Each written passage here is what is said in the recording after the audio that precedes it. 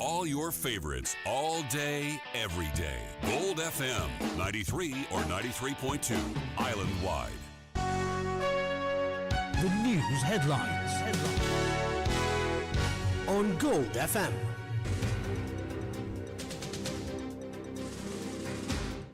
A very good evening. This is Avinindra Som and you're listening to the news in detail on Gold FM. In your news headlines, opposition MPs appeal for global intervention over safety concerns and media freedom. Guidelines issued on conserving power and energy. QR payments to be given relief in hopes of adoption. Former Sri Lankan chairman arrested, then bailed. ADB increases funding for Sri Lanka. Gold falls globally. Murdered Ali Larijani's replacement announced. Lebanon expels Iran envoy, orders exit by March. Rajasthan Royals sold for $1.6 billion.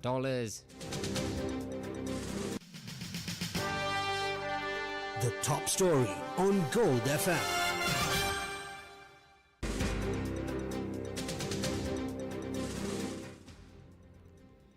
In your top story this evening, tensions remain critically high on day 24 of the conflict, marked by fresh missile exchanges, conflicting diplomatic signals from Washington and Tehran, and a significant rupture in Iran-Lebanon relations.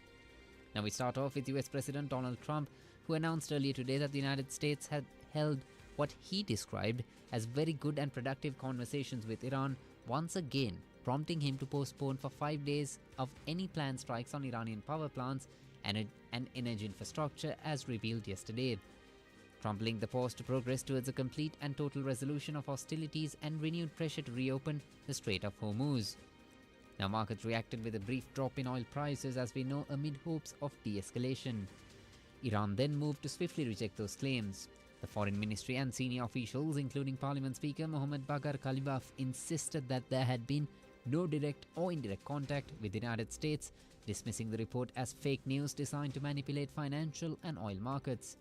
Tehran, on the other hand, reiterated that it would not negotiate while under attack, and that the Strait of Hormuz would not return to normal operations under current conditions. Over in the military front, Iran launched a new wave of ballistic missiles and drones towards Israel and Gulf targets overnight and into this morning. Strikes were reported near Tel Aviv and in southern Israel close to Dimona, with more than 180 people wounded, some seriously. Iranian missiles also targeted sites in the Gulf Arab states. Israel responded with airstrikes on regime infrastructure in and around Tehran, causing further damage and power outages. In a notable diplomatic escalation, Lebanon today declared Iran's ambassador, Mohammad Raza Sheibani, persona non grata. The Lebanese Foreign Ministry withdrew his accreditation, citing breaches of diplomatic protocol and established norms between the two countries, and ordered him to leave by Sunday. Lebanon has also recalled its own envoy from Tehran for consultations.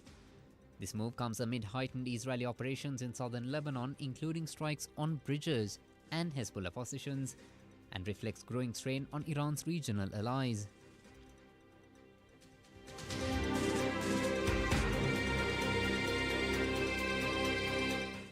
Meanwhile, Oman's Foreign Minister Badr al-Busaidi has reiterated that Sultanate is working on intensively to put in place safe passage arrangements through the Strait of Hormuz.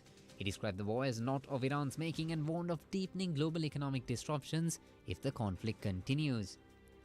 Oman stressed its traditional role as a neutral mediator, but stopped short of any pledge to unilaterally clear or reopen the waterway. The strait itself remains heavily restricted, with most commercial shipping at a standstill due to Iranian threats and insurance concerns, keeping energy prices volatile.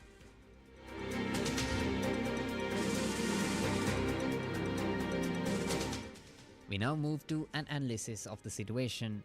US President Donald Trump had an ulterior motive when he declared a 5-day suspension of attacks on Iranian power plants and energy infrastructure. This is the sentiment among many, following Trump's big announcement, which came with around 12 hours left for his ultimatum, which was to attack Iranian energy infrastructure if Tehran doesn't completely clear the Strait of Hormuz. He He also claimed that there were talks with Iran about the total resolution of US hostilities in the Middle East. Now commentators are going through his comments with the fine-toothed comb. Professor Saeed Merandi, an American-Iranian academic at the University of Tehran, gave these thoughts on the motive behind Trump hitting the pause button. There haven't been any negotiations. Iran doesn't trust Witkoff or Kushner because they lied about the negotiations that took place. They made comments and attributed those comments to the Iranian foreign minister, and the mediator, the Omani foreign minister, he is never in his descriptions about the negotiations. He said nothing of the sort. He did not acknowledge anything that Witkoff had claimed. So either Witkoff is just was lying to the people, the public, or perhaps there are those in Iran who believe that Witkoff and Kushner lied to the president. I have no way of knowing, but for example, Witkoff spoke about Iran wanting to have nuclear weapons, that the foreign minister saying that sort of thing. That's not what the Omani mediator said. And fortunately, he was there and he was the person passing the messages back and forth. And he went on television in the United States saying that there was progress at the negotiating table, and then the United States carried out that attack. We can find out really what Trump's intentions were through the timing. It was right before the markets were to open, and he declared a 5-day delay, and we shouldn't be surprised that after 5 days, the markets close. So I think what he wanted to do was to bring down the price of oil and energy. He also rubbished Trump's claim of talks with Iran. I don't understand at all what he's trying to say, because he doesn't make any sense. We have a leader, it's Ayatollah Sayyid Mujtaba Khamenei. He's the person in charge, and we have an administration, we have senior leaders. The leadership in Iran is just as the third layer, first layer, second layer, third layer, they're all gone. And then he says Iran is also obliterated. Well, if Iran is obliterated, then why can't you just open the Strait of Hormuz? Everything that he says is just nonsense. And there are no negotiations. And the Iranians have said there are no negotiations. The foreign ministry has said so. That is the administration. And the Speaker of Parliament, which the Americans are trying to imply that it's him, he's said that there are no negotiations. And Trump's track record of dishonesty, I think, is more than enough to indicate that what he's saying is nonsense. And the timing is clear. After the 48 hours would end, I'm sure he's worried about the Iranian response if he starts targeting Iranian vital infrastructure and power plants, which would be a crime against humanity in itself. And Iran said it will respond by devastating the power plants on the other side of the Persian Gulf, because all those regimes are complicit in the war. They're allowing the Americans to use their airspace, their territory to kill Iranians. Now, before President Trump announced a 5-day suspension on attacks on Iranian power plants and relevant infrastructure, the IRGC said that it would close the Strait of Hormuz completely if an attack were to materialize, until their power plants are repaired and up and running. Now, in further retaliation, the IRGC said that Israel's power plants, communications and relevant infrastructure will be extensively targeted. Further, companies in the region with American shareholders would be destroyed. Responding to the implications that no ships will be allowed to pass through the Strait of Hormuz if energy infrastructure is hit, Professor Marandi gave this response.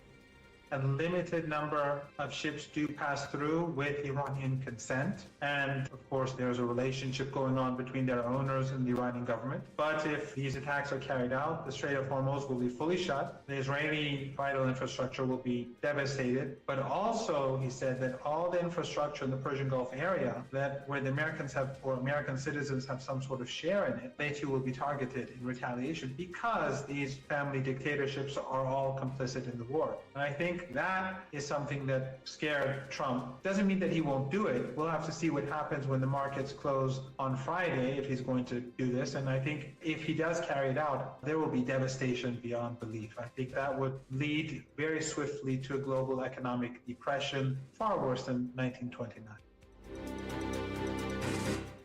In the meantime, Tim Marshall, a journalist, author and broadcaster specializing in foreign affairs and international diplomacy, believes that opening Hormuz by force is easier said than done.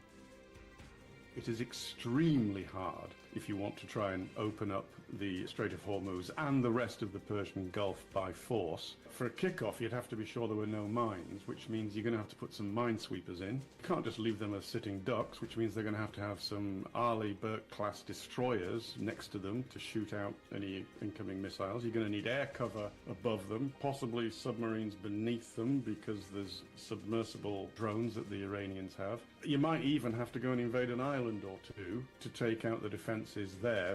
And that's just the beginning.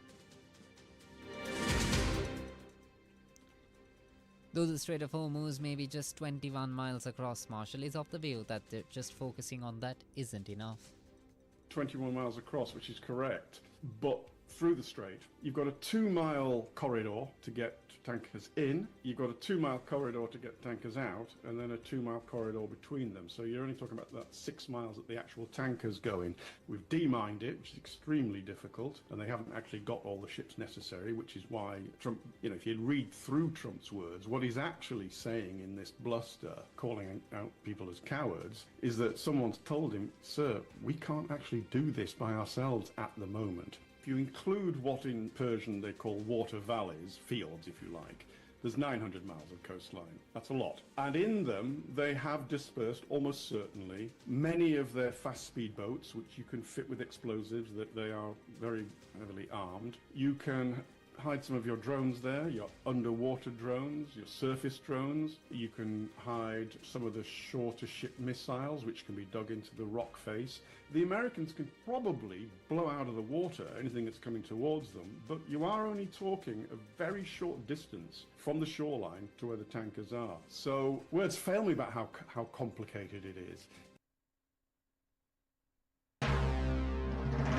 This is the local news on Gold FM. Queuing returns to petrol stations across several regions following supply restrictions by IOC and other private distributors. Association of Petroleum Station Owners President Kumara Rajapaksa reported significant disruptions with many outlets forced to close. Conflicting statements emerged from the government as Cabinet spokesperson Dr. Nalinda Jayatissa denies claim by the Petroleum Corporation that recent price adjustments followed the official fuel formula. Meanwhile, police in Bogahedera arrested a businessman for the illegal stockpiling of over 6,000 litres of diesel and petrol. Over in the transport sector, bus services resumed today after the government approved a 12% fare increase. The Private Bus Owners Association warns of further hikes in April if fuel prices continue to rise, while school van operators announce a 12% fee increase scheduled for May. The Cabinet of Ministers approved a proposal today to eliminate all transaction charges for QR code-based digital payments under 5,000 rupees. The initiative aims to accelerate the transition towards a digital economy by removing financial barriers for both senders and receivers. Despite over 20 financial institutions supporting Lanka QR facilities, government data shows a continued heavy reliance on cash for daily retail activities. Statistics from the third quarter of 2025 reveal that while 274,000 transactions occurred via the platform, active usage remains lower than national targets. A letter signed by Sri Lankan politicians across party lines, including opposition leader Sajith Premadasa and former President Ranil Wickremesinghe, is calling on international professional bodies to intervene, warning that the country's media and legal institutions face what they describe as grave and sustained threats to their survival. The letter speaks of the events on the 13th of February when attorney at law Buddhika Mallavarachi and his wife were shot dead in broad daylight near a high-security zone. The letter goes on to say within an hour, police had issued statements suggesting the killing was linked to the lawyer's criminal clients.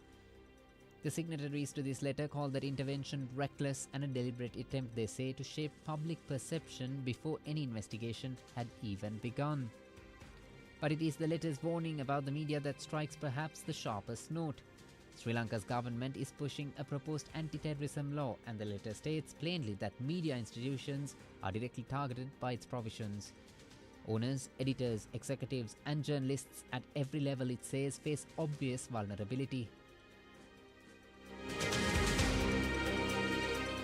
Colombo Chief Magistrate ordered the release of former Sri Lankan Airlines chairman Nishantha Wickramasinghe on bail today following his arrest by the Bribery Commission. The commission to investigate allegations of bribery or corruption apprehended Wickramasinghe on charges of corruption involving the misappropriation of over 2.8 million rupees. Now for some news in brief.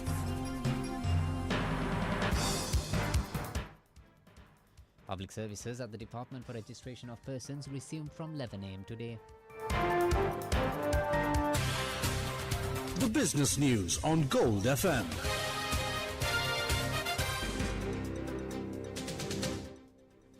The all-share price index of the Colombo Stock Exchange gained 706.26 points to close at 21,071.23 points today. The S&P SL 20 index also gained 222.41 points to close at 5,909.23 points. Total market turnover was 4.2 billion rupees.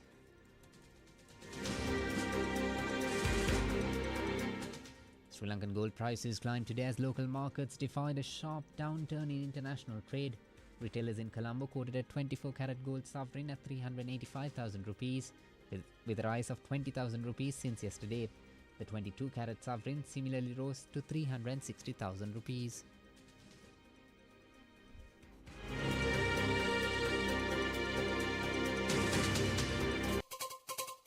International news on Gold FM.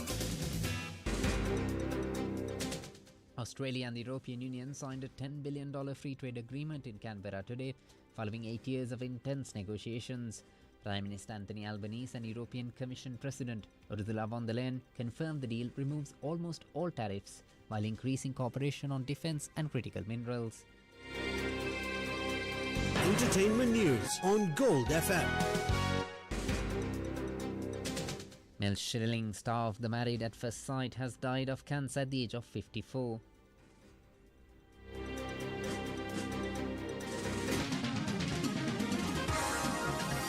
Sports news on Gold FM.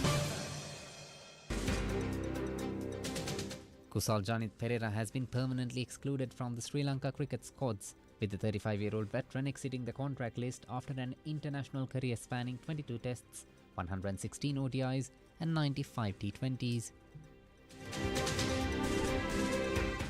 And that's all the news for now. Stay tuned to Gold FM for the latest updates.